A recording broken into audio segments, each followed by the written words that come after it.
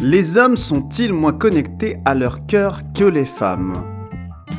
Bonjour à tous, je suis Tolo et je suis le créateur de ce podcast qui a pour but d'aborder les relations et notamment les relations hommes-femmes avec une base de développement personnel, de spiritualité et de tantra. L'autre jour, je discutais avec une amie et elle me disait que le problème des hommes, c'était qu'ils devaient se connecter à leur cœur, ce qui sous-entendait que les hommes, contrairement aux femmes, n'avaient pas ou peu cette connexion au cœur et à l'amour.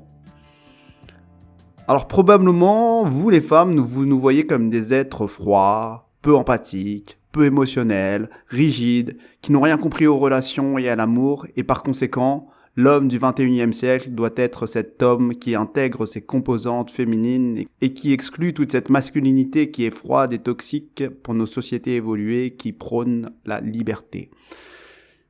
Et en fait, j'ai l'impression qu'il y a une réelle confusion entre plusieurs concepts qui sont les émotions, l'empathie, le cœur, l'amour. Et en fait, ce qui empêche les femmes de comprendre l'essence de l'énergie masculine. Et par conséquent, elles ne comprennent pas nos réactions dans certains contextes comme le couple, le foyer familial, la société, etc. Et donc, face à cette incompréhension, elles tentent de rééduquer les hommes à travers leur rôle de mère, de femme, d'enseignante, de psy, de coach. Et en fait, je pense que c'est pas une bonne manière car elle coupe les hommes de leur polarité et de leur identité. Et en fait, il y a deux croyances que sur lesquelles j'aimerais m'arrêter pour ce sujet-là. C'est sur les émotions et l'empathie, la première chose, et la deuxième chose, c'est sur l'amour. Donc commençons par cette idée sur les émotions et l'empathie. En fait, effectivement, l'émotion et le côté émotionnel et le côté empathique, c'est vrai que ce sont des qualités féminines. C'est-à-dire que les femmes, de base, ont une sensibilité naturelle qui en font des êtres effectivement plus émotionnels, plus empathiques que les hommes, et ça, je pense que c'est assez évident. Mais en fait, ce sont des qualités, mais qui ne sont pas en lien direct avec le cœur et l'amour. Et en fait, si je faisais un parallèle, c'est comme si les émotions et l'empathie, c'était comme un sens supérieur qui permettent une meilleure perception de soi, de l'autre et donc de la réalité, mais c'est un sens comme je pourrais avoir la vue ou la clairvoyance ou la médiumnité qui sont des sens supérieurs pareils qui permettent de se connecter à moi, à l'autre, à la réalité peut-être de manière plus juste, mais en aucun cas ça fait de moi un être plus connecté à mon cœur et à l'amour. Ce n'est pas parce que je suis médium ou que je suis clairvoyant ou clairaudient que je suis plus connecté à l'amour. Et de la même manière, ce n'est pas parce que j'ai à disposition cette qualité empathe et cette émotionnelle et ce ressenti émotionnel fort que je suis forcément automatiquement plus connecté au cœur et à l'amour. Et en fait, un exemple qu'on prend souvent dans le développement personnel, c'est l'exemple du fameux couteau. C'est un outil. Tu peux l'utiliser pour couper une orange ou tu peux l'utiliser pour tuer quelqu'un. Et en fait, c'est pareil. L'empathie et l'aspect émotionnel, ce ne sont que des outils. Donc la fausse croyance derrière, c'est de dire que les émotions et l'empathie plus forte des femmes en font des êtres plus connectés à leur cœur que les hommes. Et en fait, que l'homme intègre cette empathie et ce côté émotionnel, c'est très bien, et moi, je l'encourage concrètement, et c'est un plus non négligeable pour son développement, mais ça n'était pas nécessaire pour se connecter au cœur et à l'amour. Donc maintenant, je vais passer sur ce sujet de l'amour, et je voudrais prendre l'exemple de cet auteur, Gary Chapman, qui est l'auteur d'un livre qui s'appelle « Les 5 langages de l'amour », et dans ce livre, il décrit 5 manières de donner et de recevoir de l'amour.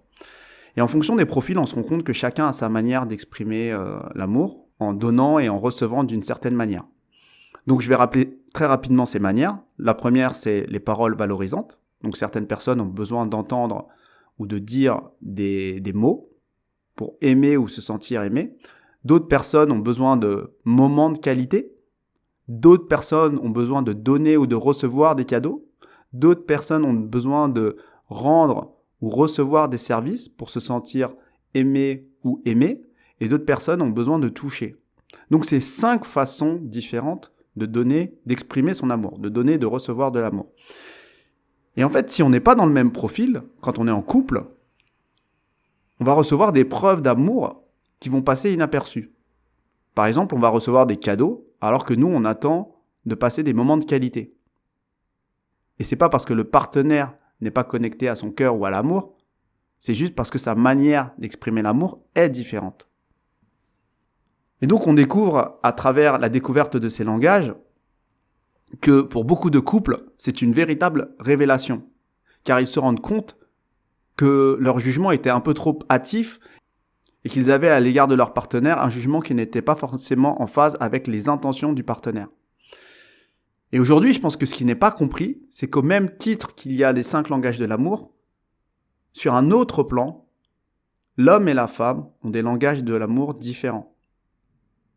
Et donc, il y a aujourd'hui énormément de jugements des femmes envers les hommes au niveau de leur façon d'exprimer l'amour, du coup qu'elles vont associer ces hommes à des êtres sans cœur et rigides. La fausse croyance est de croire que les hommes et les femmes expriment leur amour de la même manière. Et donc maintenant, on va un peu s'intéresser justement à la manière qu'a l'homme d'exprimer son amour. Et avant ça, je vais rappeler quelques différences dans les 2 énergies masculines et féminines. Déjà, dans l'énergie masculine, c'est une énergie qui est tournée vers l'extérieur, vers l'exploration, alors que l'énergie féminine est plus tournée vers l'intérieur et l'introspection. L'énergie masculine est tournée plutôt vers les objets, les outils, les résultats, les concepts, les idées, alors que l'énergie féminine, elle, est tournée vers les relations, les personnes, l'humain en général. L'énergie masculine est tournée vers la structure, l'ordre, la loi, alors que l'énergie féminine est plus tournée vers la fluidité et l'expression. L'énergie masculine est binaire, c'est 0 ou 1, c'est oui ou non, alors que l'énergie féminine est dans la nuance. C'est peut-être oui, peut-être plus, peut-être moins. Il y a beaucoup plus de nuances. Et toutes ces raisons font que l'expression de l'amour et la connexion au cœur va se faire de manière différente, complètement différente pour les 2 polarités. Et donc, en fait, si je reprends un peu les différences que j'ai citées tout à l'heure, l'homme, il va mettre de la structure par amour. Il va créer et faire respecter les règles et les lois par amour. Il va explorer, travailler dur et nourrir ce qu'il aime par amour. Il va se battre par amour. Il va créer, inventer et composer de la musique par amour. Il va dire oui fermement par amour. Il va dire non fermement par amour. Et peut-être que de l'extérieur, c'est une façon d'aimer qui paraît moins humaine, plus froide, plus binaire que la femme, mais cette façon d'aimer est telle qu'elle est et elle est nécessaire. Et en fait, il faut accepter que le langage de l'amour masculin est dans sa nature intrinsèquement différent de celui de la femme. Et qu'on le veuille ou non, l'homme est amené au cours de sa vie à revenir à l'énergie masculine. Parce que l'homme, dans sa nature, il doit en fait dépasser l'aspect émotionnel et empathique. Aussi émotionnel et empathique soit-il, il est programmé pour dépasser ça. Les événements de sa vie vont l'obliger à dépasser cet aspect émotionnel et empathique. Du coup, on va prendre, pour expliquer ça, en fait, on va prendre un point de vue un peu psychanalytique et la vision de la psychanalyse par rapport au rôle de l'homme et du père par rapport à l'enfant. En fait, le père, l'homme, il ouvre l'enfant au monde et coupe l'enfant de sa relation fusionnelle avec sa mère. Pour une raison assez claire, c'est qu'il va enseigner à l'enfant un autre type de relation qui n'est pas fusionnelle et qui sera plus peut-être conditionnelle. Parce qu'il va l'ouvrir à un monde où tout ne lui est pas dû, où il doit agir pour obtenir ce qu'il veut, tout en respectant les règles de ce monde. Alors que la mère, qui a une relation complètement différente, qui est donc fusionnelle, là, il y a un match parfait, naturel, entre le besoin de l'enfant de se nourrir et le corps de la femme qui peut assouvir ce besoin naturellement, physiologiquement. Et donc le rythme de la mère est intrinsèquement lié à celui de l'enfant. Alors que le père n'a pas du tout cette relation car il ne peut naturellement pas. Et en fait, heureusement, parce que lui, il est la porte vers le monde extérieur. Il va montrer à l'enfant que le monde n'est pas là pour répondre à ses besoins sans effort. Et en fait, qu'est-ce qui se passerait si l'homme n'apportait pas cette structure ? S'il ne prenait pas sa place, ne coupait pas ce lien de peur de faire du mal à l'enfant ou de créer un inconfort ou une peur. En fait, qu'on le veuille ou non, nous sommes des êtres sociaux et on doit se connecter à l'autre pour survivre. Et en fait, mieux vaut vivre cette initiation, cette ouverture au monde et cette découverte au sein de la structure familiale dans un cadre sécurisé. Et donc, en fait, le rôle du père est d'amener les premières règles, les premières lois pour l'enfant, car il n'existe pas de monde sans règles. On ne vit pas en groupe sans règles. On peut être dans la société la plus libre qui soit, la plus libre et consciente qui soit, on n'aura jamais assez de conscience pour vivre dans ce monde sans règles. Car nous nous sommes incarnés dans des corps distincts, avec des égos distincts, des besoins distincts, et c'est vraiment le jeu de l'incarnation de gérer son ego pour bien vivre avec soi et bien vivre avec les autres. Donc n'en déplaise à tous les fans de liberté dont je fais partie, derrière toutes les libertés, il y aura toujours des lois, des règles pour réguler les individus et le groupe. Et ces lois et ces règles, par définition, s'appliquent à tous indépendamment de l'aspect émotionnel. Donc l'énergie de l'homme, c'est la structure. Celui qui ne s'emballe pas dans le trop-plein émotionnel, celui qui prend du recul sur l'émotion et pense à la règle la plus juste pour tous, est celui qui applique cette règle. Et je vais prendre un exemple pour bien comprendre et pour bien s'immerger dans l'énergie masculine. Si je dis à mon enfant, si les parents disent à l'enfant, tu ne fais pas telle chose, sinon il y aura des conséquences et tu seras peut-être pour certains puni ou autre, et que finalement l'enfant dépasse cette limite et fait cette chose-là, donc du coup il dépasse la règle que tu lui as dictée, en fait, donc l'enfant qui a dépassé cette règle, il va sentir venir les fameuses conséquences dont tu lui as parlé, il va peut-être commencer à fondre en larmes pour éviter la sanction, commencer à essayer de te séduire, te faire les yeux doux et te dire qu'il t'aime et qu'il ne recommencera plus et il saura activer tous les boutons pour ne pas avoir ces conséquences-là. Et donc il va te toucher émotionnellement, tu vas ressentir sa tristesse dans l'instant présent et qui est probablement très juste et tu vas ressentir ses regrets et au fond personne ne veut voir pleurer son enfant. Personne ne veut réellement sanctionner son enfant parce que toi, tu veux qu'il t'aime, tu veux qu'il te dise « je t'aime ». Personne ne veut entendre de la bouche de son enfant que finalement, il ne t'aime plus. Donc, en fait, tu as deux options. Soit tu reviens sur ce que tu as dit et tu cèdes, car tu es dans l'instant présent et tu te connectes à tes émotions et finalement, tu reviens sur ta parole.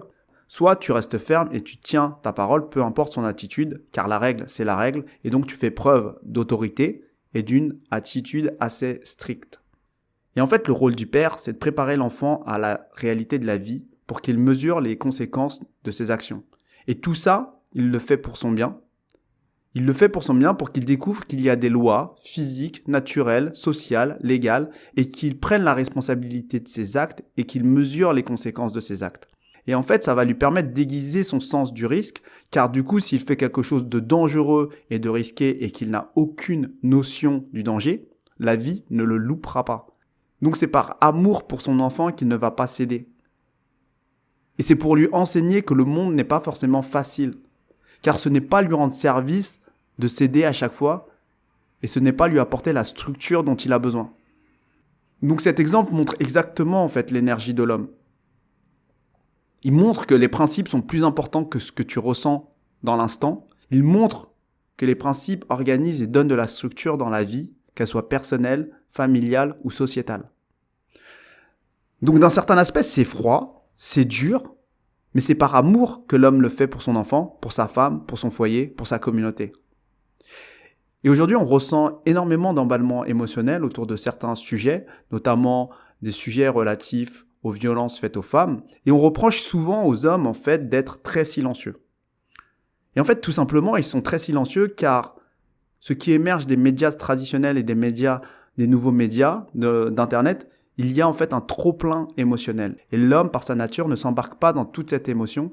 Il veut pouvoir prendre du recul, rationaliser et laisser la justice et la loi s'appliquer. Car un homme qui se soumet à ses émotions et qui veut se faire justice soi-même est capable du meilleur comme du pire, car il porte en lui l'énergie de la construction et de la destruction. Donc un homme qui est conscient mettra toujours ses principes au-dessus de ses émotions, et du coup, le bien-être du groupe au-dessus du bien-être de sa personne. Et ça ne veut pas dire qu'il n'a pas d'émotions ou qu'il n'écoute pas ses émotions, ça veut juste dire qu'il écoute ses émotions et qu'il se lèvera, qu'il se battra avant tout pour des principes, et ces principes devront régler ce problème. Et par contre, si la loi ne s'applique pas ou n'est pas assez juste, ou le principe n'est pas assez juste, là, effectivement, et s'il voit de l'injustice, il pourra se lever et même il pourra se battre et il ira même au combat. Et donc, pour comprendre les réactions des hommes, il faut comprendre la question qui est systématique et qui revient de la manière inconsciente dans la tête des hommes dans beaucoup de situations. Et cette question, c'est au nom de quel principe ? Parce que si le principe ne lui semble pas assez juste et cohérent, peu importe l'émotion qu'il y a derrière et l'injustice qu'il y a derrière, il n'ira pas dans cet emballement émotionnel que tous les médias ou tous les mouvements vont lui demander d'aller. Parce qu'il porte en lui l'énergie de la construction et surtout de la destruction.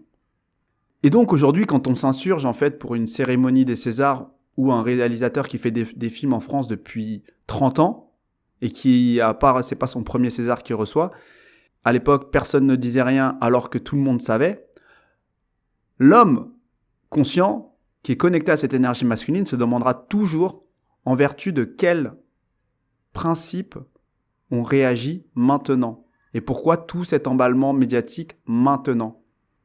Et du coup, pour l'homme, il va y avoir plein de contradictions qui vont le laisser en retrait parce qu'il va sentir cet emballement émotionnel et il n'est pas là pour remettre un peu plus d'émotionnel. Lui, il est là pour les principes.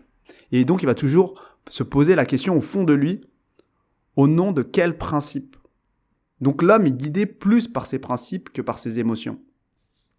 Et rappelez-vous bien une chose, c'est que une femme sera prête à mourir, à se sacrifier pour quelqu'un, alors qu'un homme sera prêt à mourir ou à se sacrifier pour des idées, pour des principes. Donc c'est ni bien ni mal ce que je viens de dire, c'est juste pour dire le niveau de différence qu'il peut y avoir entre les deux énergies. Donc les femmes vont trouver ça incompréhensible de mourir pour des idées et peut-être inversement. Et donc aujourd'hui, la morale, les médias, les politiques jouent sur cette corde sensible féminine et nous présentent en fait les valeurs les plus hautes comme des valeurs féminines, à savoir l'empathie, l'émotion, et que ces valeurs-là sont supérieures aux valeurs traditionnelles masculines. Et donc les hommes, sous le poids de cette culpabilité, s'éloignent de leur masculinité et presque malgré eux se féminisent. Alors que leur rôle est justement de rester dans cette structure, dans ces règles, dans cette énergie masculine et de continuer à se battre pour leurs principes. Ils doivent le faire par amour pour leurs femmes, pour leurs enfants, et car ils sont connectés à des idéaux et à ce qui est juste pour le groupe, quand bien même ça peut être injuste pour des cas particuliers. Donc pour répondre à la question initiale, qui était « les hommes sont-ils moins connectés à leur cœur que les femmes ?» La réponse est évidemment non. Les hommes ne sont pas moins connectés à leur cœur que les femmes. Simplement, il y a tout un contexte sociétal, politique et même un contexte plus de développement personnel, spiritualité et tantra qui va valoriser certaines valeurs féminines comme valeurs universelles qu'on va associer à amour et paix et on va associer tout ce qui est masculin à quelque chose de froid et toxique. Et même souvent, d'ailleurs, dans ces milieux de développement personnel, spiritualité et tantra, les hommes oublient clairement l'essence de leur masculinité. Donc on ne peut pas juger les hommes sur un langage qui n'est pas le leur. Et pareil pour les femmes d'ailleurs. On doit apprendre à découvrir nos polarités respectives et comprendre à quel point elles sont belles et complémentaires. Du coup, on a vraiment besoin de l'énergie masculine comme de l'énergie féminine et on a besoin que l'amour s'exprime via cette énergie masculine et via cette énergie féminine. Donc voilà, c'est la fin de ce podcast sur le thème de l'énergie masculine. Si tu veux en savoir plus, n'hésite pas à nous rejoindre sur Exploration et Connexion. On propose des coachings, des ateliers très différents pour répondre à ce type de problématique. En l'occurrence, si tu souhaites te reconnecter à ton masculin ou à ton féminin, on a des intervenants hommes comme femmes.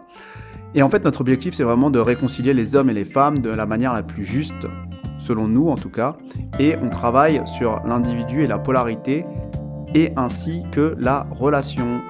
Donc n'hésite pas à commenter ou simplement nous notifier que tu as aimé ce podcast. Je te souhaite une bonne journée et à bientôt.